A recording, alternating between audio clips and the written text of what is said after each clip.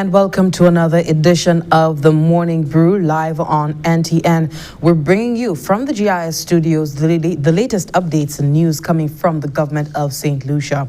Today is Friday, the 18th of September 2020, and I'd like to welcome you to the live broadcast. If you're joining us on Facebook, on YouTube, on our channel 122, welcome to you. Residents here in Saint Lucia, Saint Lucians in the diaspora, and well-wishers globally, we appreciate you tuning in and keeping abreast as to what's happening in Saint Lucia. Today, Friday, schools are closed. Many schools are closed today. We know there is preparation and planning happening at schools on a Friday, as well as sanitization and cleanup in general. We know it's the new normal as part of the education sector. So if you kids are at home watching, a special good morning to you. I do hope that you are reviewing your work from the last 4 days of school.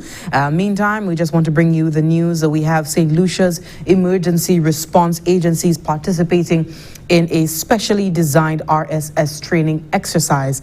And this is a regional exercise. St. Lucia did have its session on Wednesday. We'll have more details to that in a bit.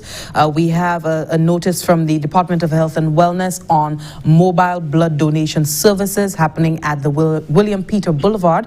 Also, St. Lucia is among 8 regional countries included in a newly instituted Caricom travel bubble. More on that in just a moment. And we had a check presentation yesterday right here in studio coming off of the telethon, the COVID-19 Response Telethon Fund. 2 donations were made, and we had the check hand over to the St. Joseph's Convent Secondary School and the National Conservation Authority happening right here yesterday. Do stay tuned. We have the details to these stories and more coming up right after this break. What's in the food you're eating? Do you really even know? All the chemicals and hormones used to accelerate their growth. All the artificial flavoring, sweeteners and colors too. We consume and we don't spare a thought for the damage that they'll do. No, think about the children. Think about the children. How will we save them? Chemicals and GMOs are not the solution. Use organic and join.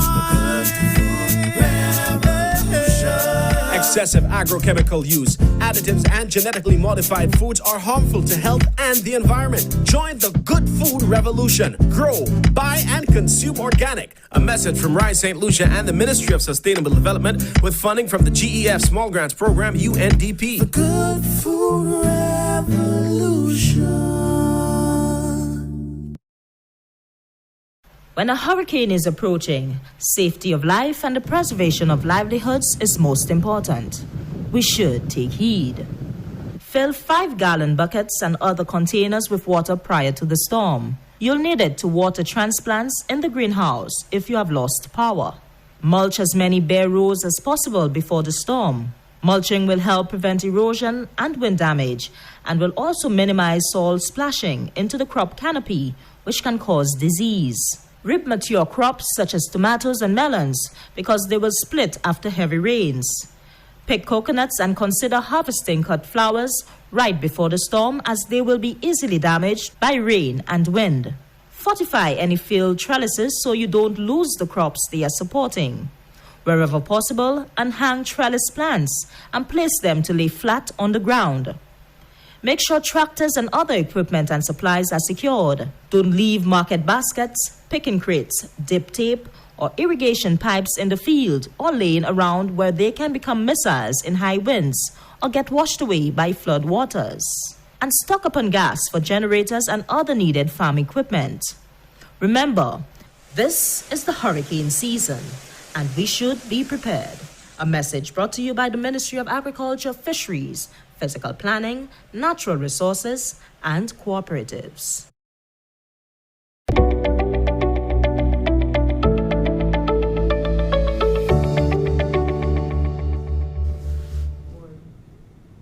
Thank you so much for staying with us. We're getting on right into the latest updates from the government of Saint Lucia.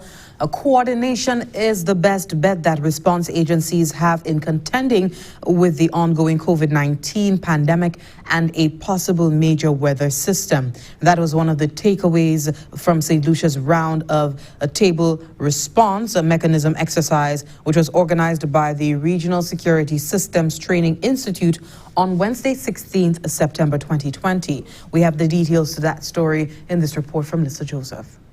With forecasters predicting an above normal hurricane season, first responders in the region are being prepared should the COVID-19 pandemic and a catastrophic weather system collide. The Regional Security System Training Institute held a national tabletop exercise with representatives from Saint Lucia's police force, the fire service, the Corrections Department, the Ministry of Health, Customs and Excise Department, and the National Emergency Management Organization, NEMO, to practice their response for a hurricane hazard and a COVID-19 pandemic scenario. During Gustav is the director of NEMO. We know that we are in the peak of the hurricane season, and so it is important to ensure that our various response mechanisms are working. And so this was a test to ensure that we are able to coordinate and to prepare and to respond in the event of an emergency amidst COVID-19. We had to look at our shelters, how they're going to operate. We had to look at how the responding agencies, such as the police and the fire department, already they are stretched with COVID-19. And so with hurricane compounding the situation, we had to ensure that we are able to respond in a manner that will not cause more problems for us. Coming off of the exercise, the Chief Fire Officer, Joseph, stressed the importance of a coordinated effort in executing a national response mechanism. In this scenario, we have prepared our fire officers to be ready for any emergency, of course, observing all the COVID-19 protocols.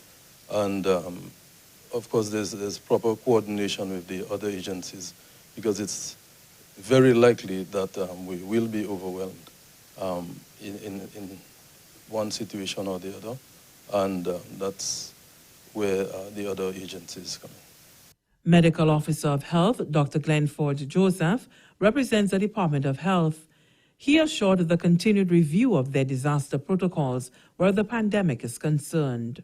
At the Ministry of Health, we are going to revise our protocols, which we have done, but we will continue to strengthen and to ensure that we have the various linkages with the other ministries and departments so that we can respond cohesively to hurricane or any other disaster in the context of COVID-19. Saint Lucia's national tabletop exercise for responding to a potential hurricane hazard and a COVID-19 pandemic scenario was held online with participants conferencing at the NEMO headquarters.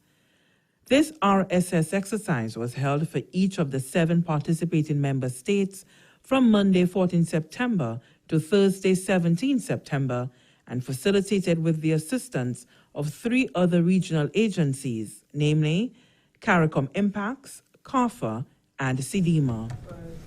From the Government Information Service, Lisa Joseph reports in. Thanks for that report, Lisa Joseph. St. Lucia is among 8 regional countries included in a travel bubble decided upon by the Caricom heads of government. The travel bubble was agreed upon at the heads' 21st special emergency meeting on the COVID-19 pandemic. The bubble comes into effect from today, Friday, 18th September 2020.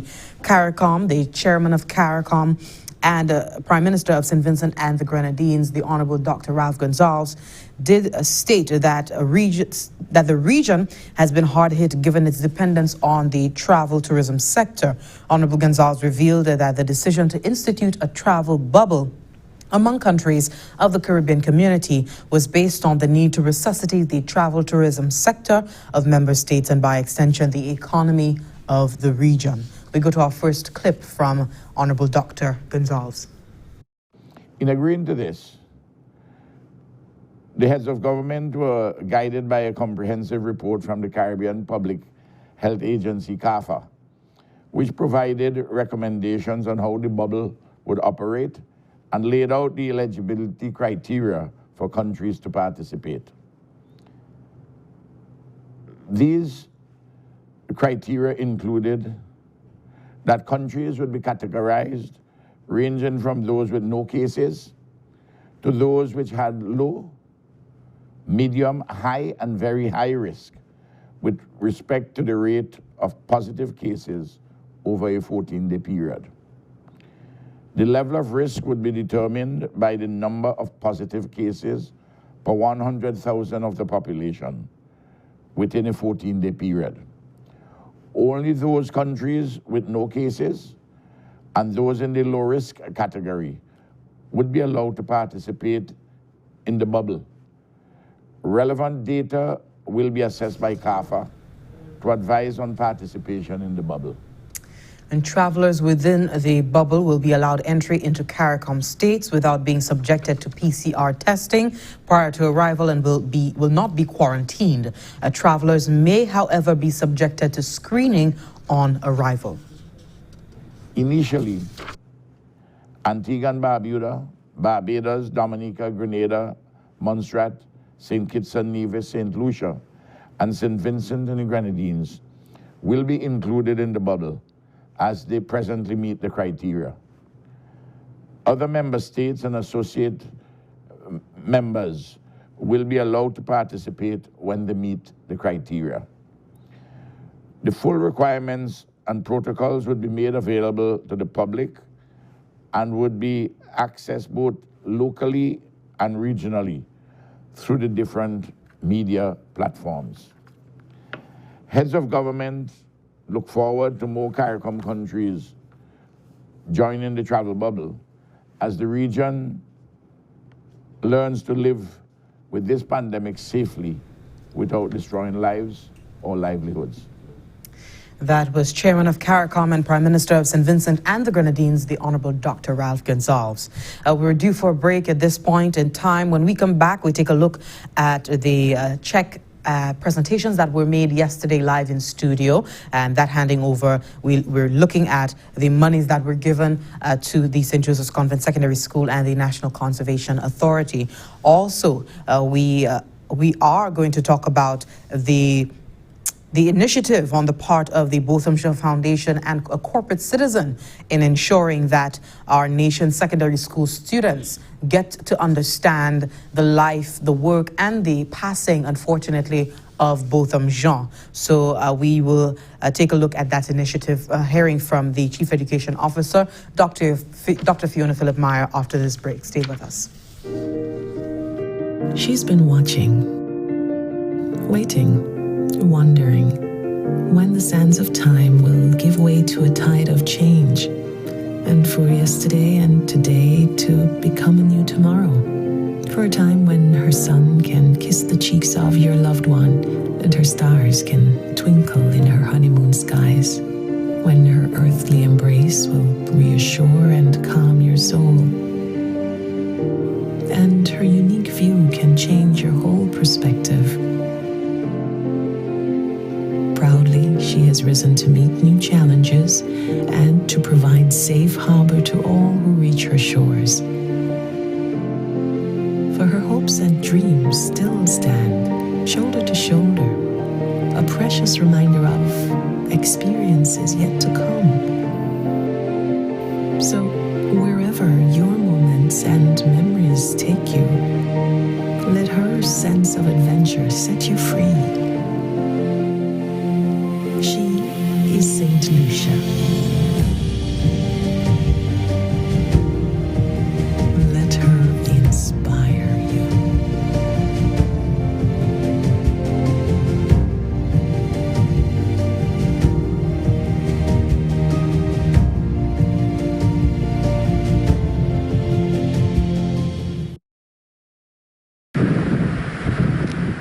When a hurricane is approaching, safety of life and the preservation of livelihoods is most important.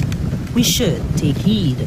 To help optimize your farm's hurricane season preparation, create a printed list of extended family, veterinarians, employees, and their families, your local farm services agency office, utility companies, and local extension officers should you require assistance after the storm. Purchase batteries for flashlights and lanterns and have enough on standby. Stock up on healthcare supplies and feed for animals receiving supplemental feeds, enough to last for 1 to 2 weeks. Feed stores may not be open for business for a week or more after a storm. Ensure generators, chainsaws, and other equipment are in working order, and stock up on fuel and lubricants. Stock up on fence repair materials such as wire, posts, and staples for repairing fences that may get damaged during the storm. Remember, this is the hurricane season, and we should be prepared. A message brought to you by the Ministry of Agriculture, Fisheries, Physical Planning, Natural Resources, and Cooperatives.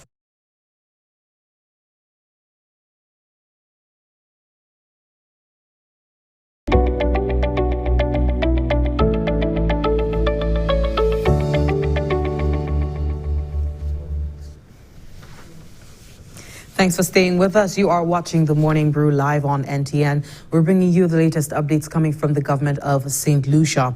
And just yesterday, the St. Joseph's Convent Secondary School and the National Conservation Authority were the latest recipients of the COVID-19 Response Telethon Fund. And there were checks being made out to them yesterday to go towards personal protective equipment. We know that school has resumed, so the secondary schools are preparing and bolstering their systems enough to be able to protect the staff and the students from any risk of COVID-19. And also we know the work of the National Conservation Authority, protecting our coastlines, protecting our natural spaces, and also working with the vendors as well. We know these vendors come into contact with visitors, they come into contact with a variety of individuals when they're working at the beaches and so on. And so we know that it will be going a long way in assisting these two institutions. We go to the report, taking a look back at yesterday's presentations.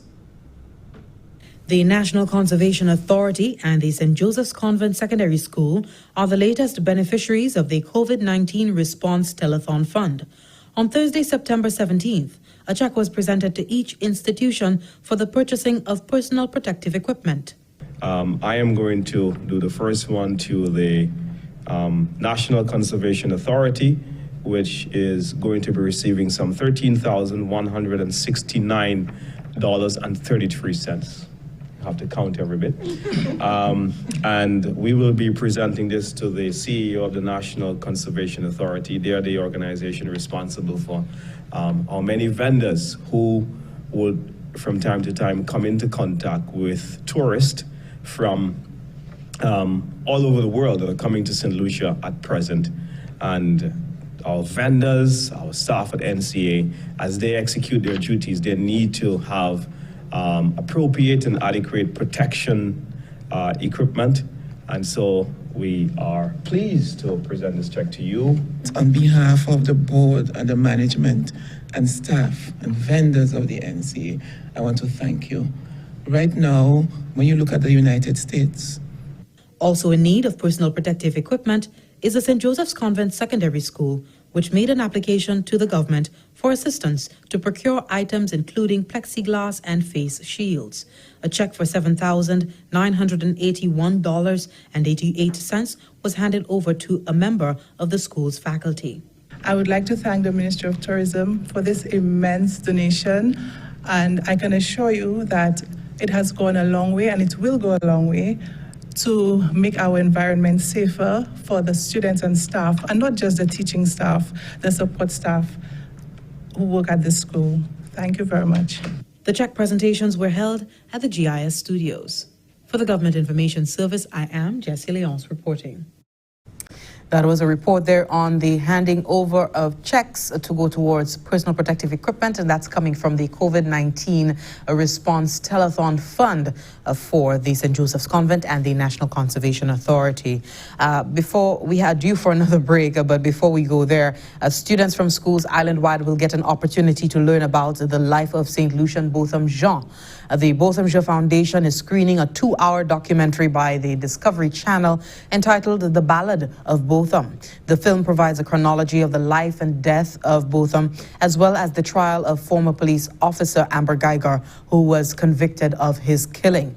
Chief Education Officer Dr. Fiona Philip Meyer says a corporate citizen who believes that the film should be viewed by students in St. Lucia has made the provisions for the viewing.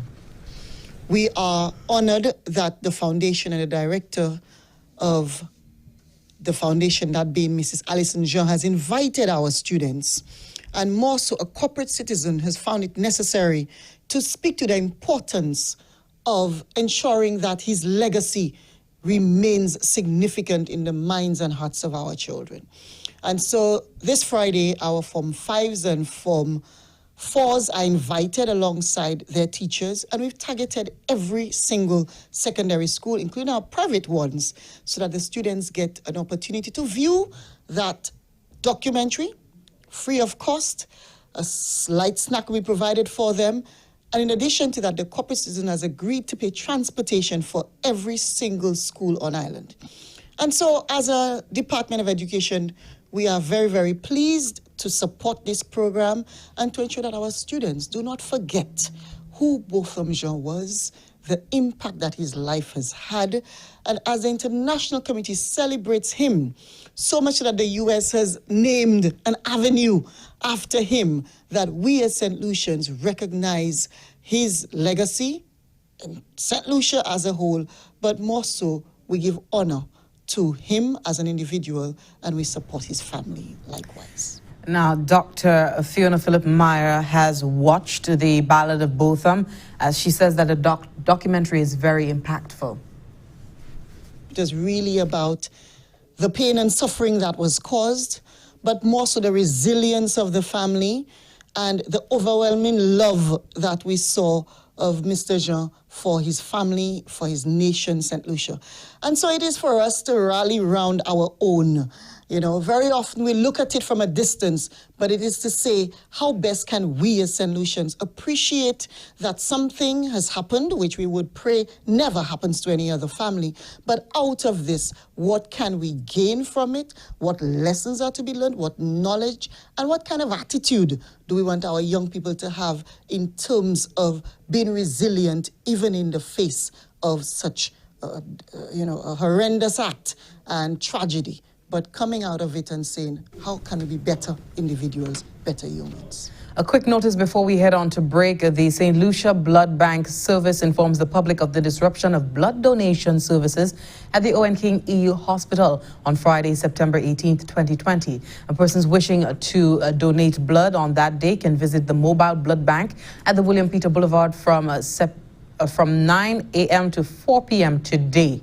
Mobile services at the Owen King EU Hospital will resume on Monday, September 21st to 2020 from 8:30 a.m. to 4 p.m. The St. Lucia Blood Bank Service apologizes for any inconvenience caused to our donors, and they look forward to continuing to provide quality blood donation services to all clients. And final notice, the Department of Sustainable Development, in collaboration with the St. Lucia Dive Association, several hotel establishments on island and certified divers will be hosting an underwater cleanup on Friday, September 18th, that is today, from 9 a.m. Sites in both the north and south of St. Lucia have been selected, with cleanup scheduled for both the dive sites and the adjacent land spaces from which single-use plastics and other materials are introduced to the marine environment. Now, cleanups will be hosted at Barron's Drive, that's in Soufriere, Margaret Tooth, and Hummingbird Beach Resort in Soufrière, at the front of the Sandals La Toc Resort as well, and at the Bay Gardens Reef located close to the VG Beach area in the vicinity of the gully from La Clary. The activity will result in the collection and proper disposal of debris that has made its way into the marine environment, as we know, to the detriment of marine ecosystems and wildlife. It aims to promote environmental stewardship and good practices through widespread sensitization, education, and on-the-ground actions raising awareness of the negative effects of marine litter, especially the single-use plastics, on the marine and coastal environment. Video footage and photos of the event will be captured, from which a short documentary will be developed. The initiative is funded by the Massey Stores SLU Environmental Fund through the services of the Saint Lucia National Conservation Fund, Inc. So that note there on a special cleanup happening today. There are quite a few activities happening today. Also, the relocation of mobile blood donation services now available at the William Peter Boulevard, since there are no services happening at the OKE hospital today. So please take note of these updates. We are due for a break. When we come back, we sit down with the next featured poet of Poetry Live, Voices of the Underground. Stay with us. Saint Lucia ka registre vermin corona ek I ka fait mouvement ek en chay vitesse tan chaque canef ka kouye pour diligence publique là fait wolo parler en place publique qu'on bon mais base ti boutique changer distance sociale 6 pieds Rodyon à l'autre. I ka travail tan, si ou senti ko pas cordial, quarantine ko, pas en contact et puis l'autre, en cas où te toi pe exposé. C'est un écouye, free one ou ben n'importe clinique yo pou. Les pays a dimi à clé, ça veut dire les supermarkets, pharmacies et puis ATM, yo accessible avant cette souhait. Pays à clé en plein, ça veut dire tout bagay fermé à 24 heures. Servi protocole comme sorti par bureau indication santé. Nous tout ensemble, ça sauve vermine corona. Si nous tous servi Jidla à toutes les. Together let us win this war. Saint Lucia be a soldier. Together we can beat this corona. When a hurricane is approaching, safety of life and the preservation of livelihoods is most important. We should take heed. Fishers, move boats and fishing vessels to higher grounds or safer holding spaces. Secure boats by tying them with rope and chains. Boats can also be secured by filling them with sand and sunk for protection against high winds. Collect all fishing pods and place on land in a secure holding area. Protect fishing nets by weighing them down and securing them where they will not be washed away by flood waters.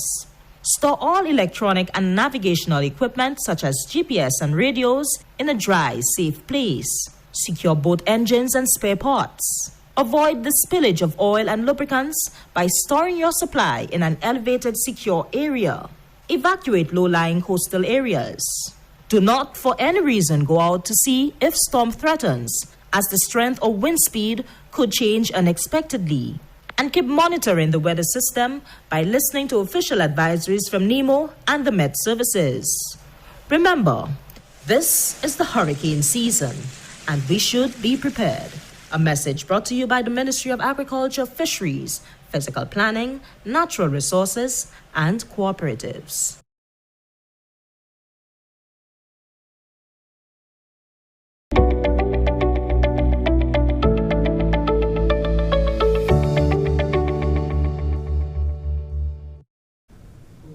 Thank you so much for staying with us. We're now down to our final segment. And at this time, we want to feature another poet who is on the Poetry Live Voices of the Underground series.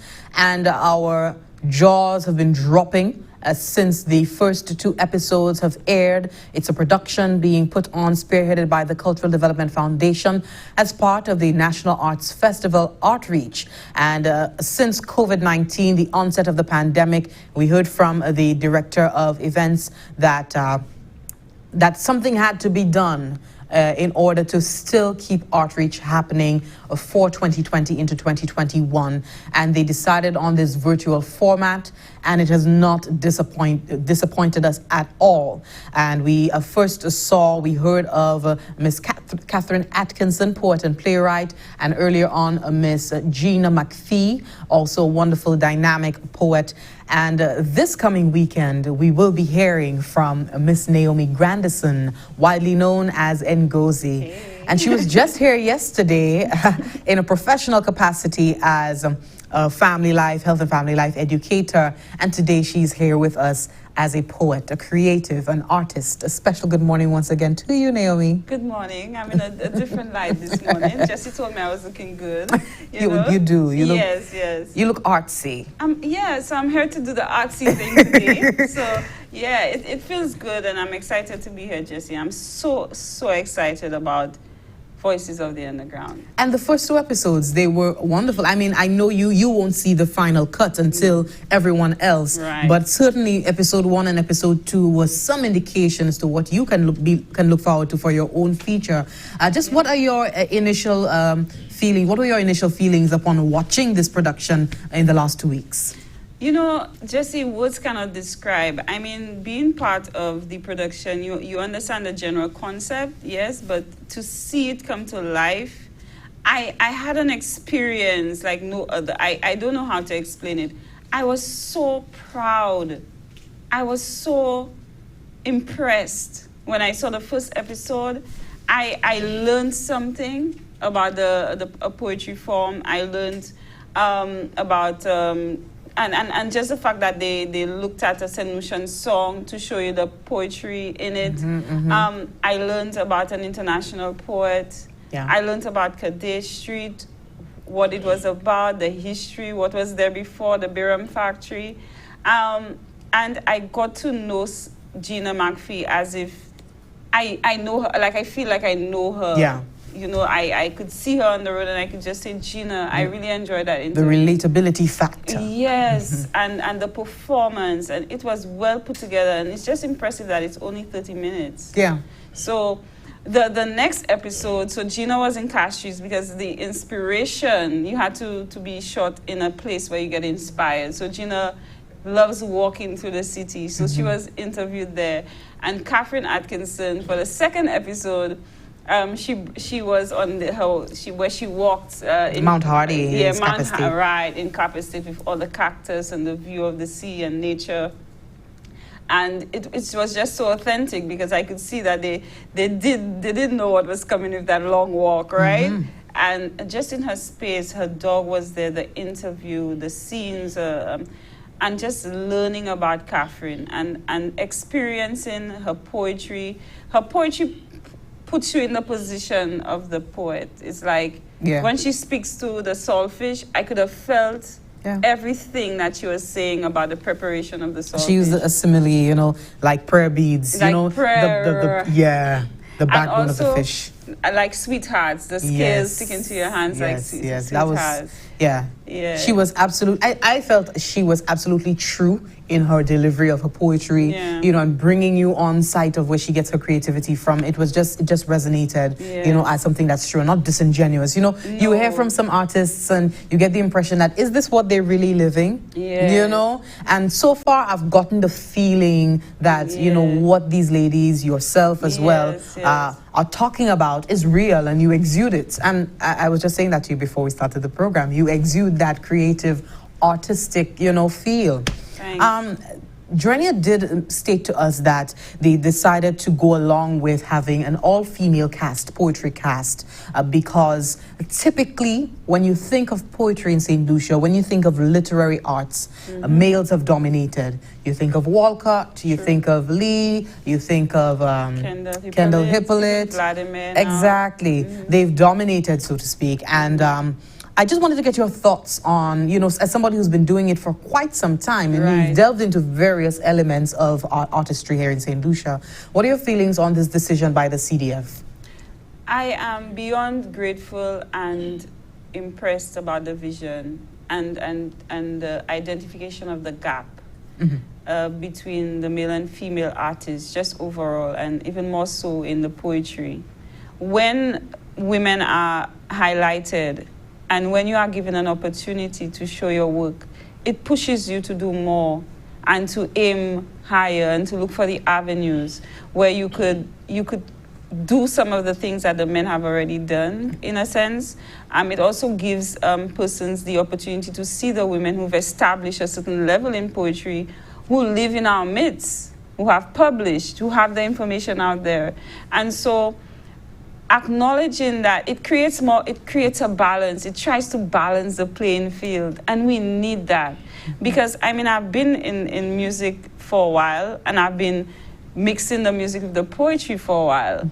And just getting this opportunity to strictly focus on just poetry, it brought me into a different space. Nice. It pushed me in a different direction. It also made me acknowledge something about myself that I didn't acknowledge enough, you know, in terms of the kind of poetry that I do, the kind of poet that I am. Your literary capacity. Yeah, my literary capacity and the fact that I have that unique part of me, which is the music, and how, you know, I could really use that to communicate, because poetry is about connecting and touching somebody and giving somebody that aha moment if they're able to hear the message.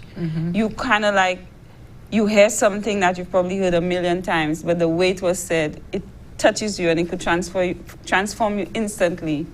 It can take you out from where you are right now and bring you into a different place. Yeah. You know, like as we were saying about Catherine or even Gina's poem, when she speaks to Saint Lucia, I laughed so hard, I almost cried. It's like, you get it. It's like, wow. She just said that line, but I get it. I laughed so hard, I almost cried, and you're talking about Lucia and what's going on. So, you know, it's just so beautiful, and it's really wonderful to see that women are being highlighted. Now our names can be out there. People will know that, yes, we do exist. Wonderful. Now let's go back a few years, to many years, I would say, to when Naomie Grandison felt that she's an artist, or felt inspired to write, felt inspired to create, felt inspired to pick up the guitar and learn chords. Where did this all begin? You know, Jessie, I think it began maybe earlier than I could remember, in terms of, I was so young, and I know it started as me singing.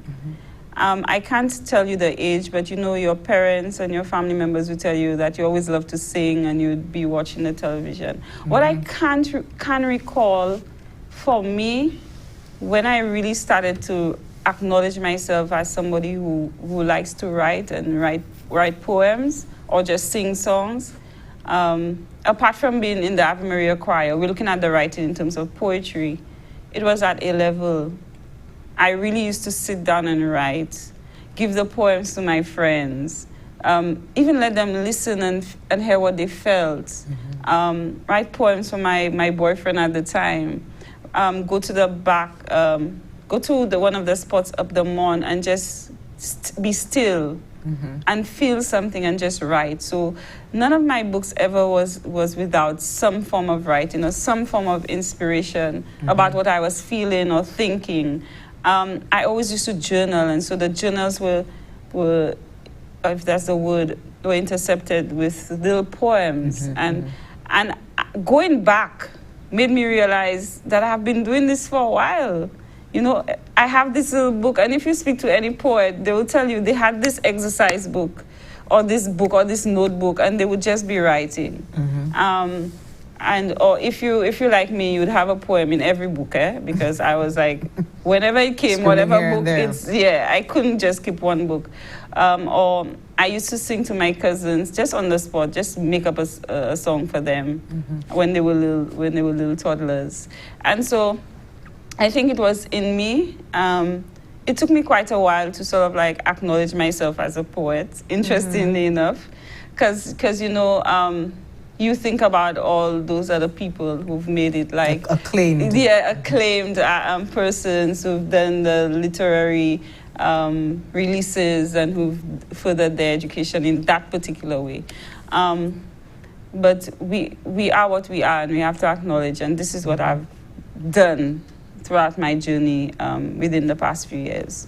Okay. It's been exciting, and I did a lot more writing at nursing school too, with my friends, and sharing it with my friends and so on. Okay, and I know you have released music as well. One of my favorite songs from you is My Breeze. You just get that feeling of clarity whenever I listen to your music, by the way. So that's just a plug-in for you there. plug. But just tell us about that segue into the music and how everything comes together, how everything is really one if you are creative. Yes, Jesse, you've said it. You've said it. Every piece of music, every song that I've written is a poem. The one that I did highlight, because it truly was just me writing a poem for a dear friend called My Breeze, and then sitting down to reflect and expand that poetry because of an opportunity, and create a song, put some music and melody to that poem. So the writing structure, the comparison of, this human being or this God or this, whatever it is that creates that sense of acceptance and gives you that nudge. It could be God, it could be the actual breeze, or it could be a friend, it could be whatever. And I was able to expand it, and that's, poetry is the starting point. So it is all connected. The words, then you put a melody to those words, and there's a composition under it, which is the music. And it's all one. It's just creativity. It comes out of you. Sometimes you take the time to fine-tune it. You should take the time to fine-tune it so that it comes out and the message is as clear or as impactful as it can be for those who are willing to listen. Yeah, of course. Certainly. Tell us, what can we expect come Sunday night? Because our minds were blown with Gina. Our jaws dropped with Catherine. What can we expect? Well, I haven't seen the show. I guess you guys have noticed that we're going to see the entire show for the first time. But in terms of your delivery. Right. I guess I will pay the promo too. If CDF was here, they would tell you don't let the cat out of the bag. But if you could just give us a glimpse, a little something for us to chew on, a performance, like a little sweetie. A little poem or something? Yeah. Well, I'll give you an idea. First and foremost, you're going to get to know me a little better. That's number one. And you're going to experience a unique twist to poetry because I tackle 3 different topics, and I use music, but I also picked up my guitar. So my guitar became present. So that's something you can look forward to. But I don't think you could do Poetry Live Voices of the Underground without your guitar. I just think hear you. Ngozi goes with guitar. Yeah, that's what I've been hearing all day. I'm starting to call my guitar my boyfriend now because he's like, oh, where your guitar? Where your guitar? Yeah, he's in the car. He's an actual person now, because everybody's asking me about my guitar, which I have actually named Prince, by the way. Okay. So it has a name. I am a daughter of Lucia, a beautiful plant that has sprung forth from a dark, rich soil. I emerge from a land that nourishes and grooves in curves and dips along her contours. She bursts out cool waterfalls and hot springs, releasing minerals that cleanse. She relaxes. That's all I'm giving you for now.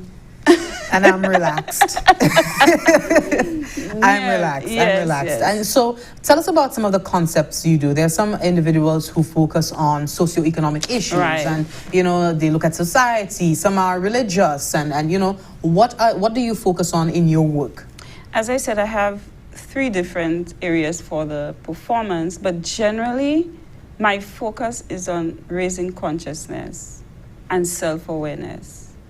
So self-love, consciousness of self, and an appreciation to our connection to each other, to the earth, and to our responsibility here as human beings, having a being having a human experience in this world, connecting to the things that would make us better, becoming more aware of where you are at, and appreciating what is around you. So these are the themes. So I will be doing Mother Lucia, which I just gave you the intro to. So Mother Lucia, which will have a little bit of singing in it, which speaks to what I feel this beautiful island is giving to us, and what we perhaps need to do a bit better so she can shine. And the other piece, which is in line with what I do for them when I'm here on a Thursday, I was given the opportunity to do it. So I only did poems which I had written recently, within the past year or so. And it's called Heart. The main tagline in there is survival in rivers of red. Survival in rivers of red. So connecting the heart and the blood to the survival that it creates for us, what it gives us, what it feeds us. And so the importance of taking care of your heart, literally, and what your heart is saying to you because of what we are doing to it, in terms of our diet, in terms of the way we worry, all these things. So I try to bring out the message of what are the different elements that are putting a strain on her, and what should we do?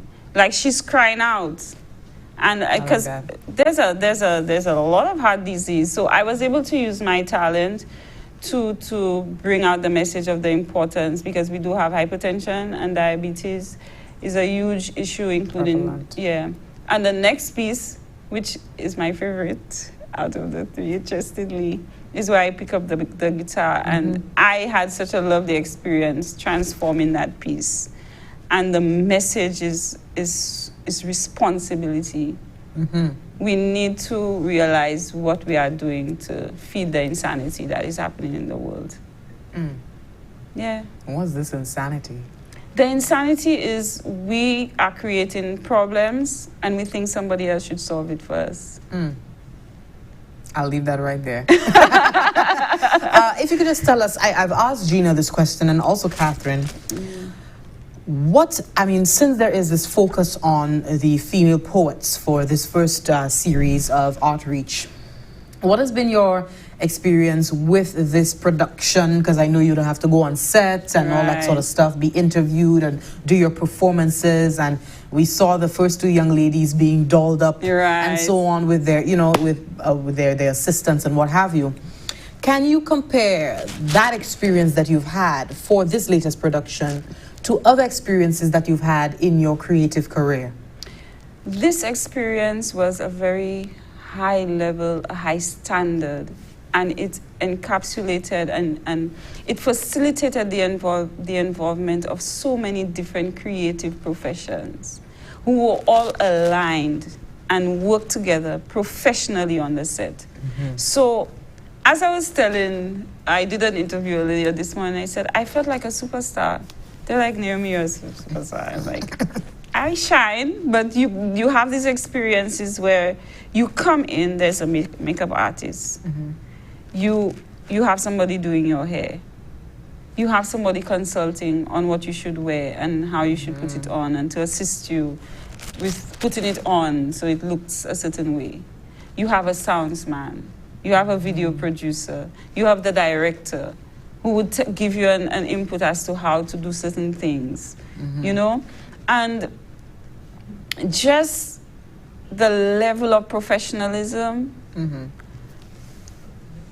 it was an amazing experience for me that I felt I have been part of productions, they have been good, but the putting it together, even in asking me where is it that I get inspiration from, and finding a way to fit us into that environment for the interview. It was a wonderful experience. That's me. And I would say kudos to CDF, kudos to Junior, because she is a woman of high standard, and if you could put a smile on her face, you feel like a little child who has, made your mommy happy.